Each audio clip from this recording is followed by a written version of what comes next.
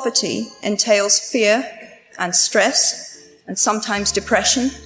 It means 1,000 petty humiliations and hardships. Climbing out of poverty by your own efforts, that is something on which to pride yourself, but poverty itself is romanticized only by fools. What I feared most for myself at your age was not poverty, but failure.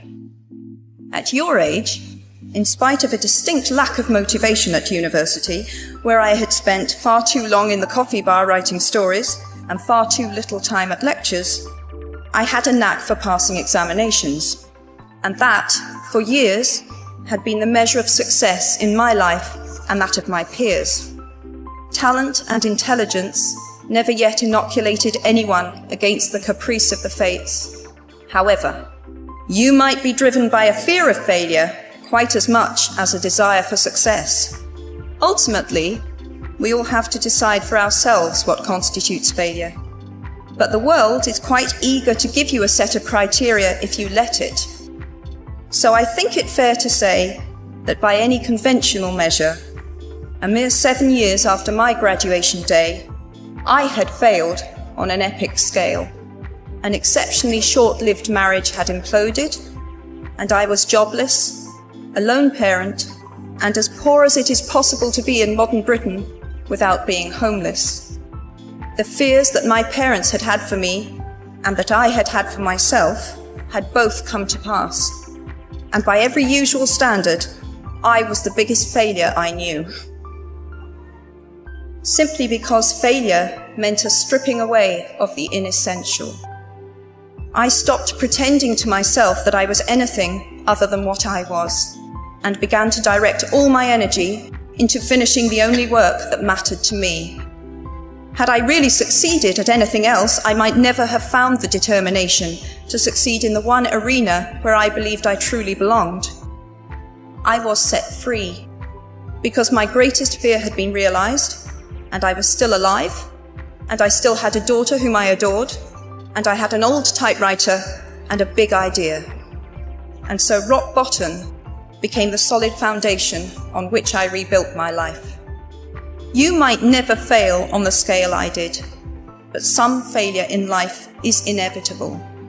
It is impossible to live without failing at something, unless you live so cautiously that you might as well not have lived at all, in which case you fail by default.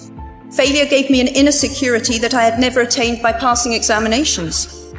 Failure taught me things about myself that I could have learned no other way. I discovered that I had a strong will, and more discipline than I had suspected. I also found out that I had friends whose value was truly above the price of rubies. The knowledge that you have emerged wiser and stronger from setbacks means that you are, ever after, secure in your ability to survive. You will never truly know yourself, or the strength of your relationships, until both have been tested by adversity. Such knowledge is a true gift, for all that it is painfully won, and it has been worth more than any qualification I ever earned. So given a time turner, I would tell my 21-year-old self that personal happiness lies in knowing that life is not a checklist of acquisition or achievement.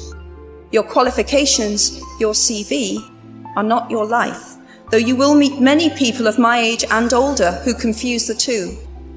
Life is difficult and complicated and beyond anyone's total control, and the humility to know that will enable you to survive its vicissitudes.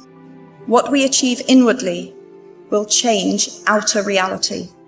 That is an astonishing statement, and yet proven 1,000 times every day of our lives. It expresses in part our inescapable connection with the outside world, the fact that we touch other people's lives simply by existing. We do not need magic to transform our world. We carry all the power we need inside ourselves already. We have the power to imagine better. As is a tale, so is life. Not how long it is, but how good it is what matters.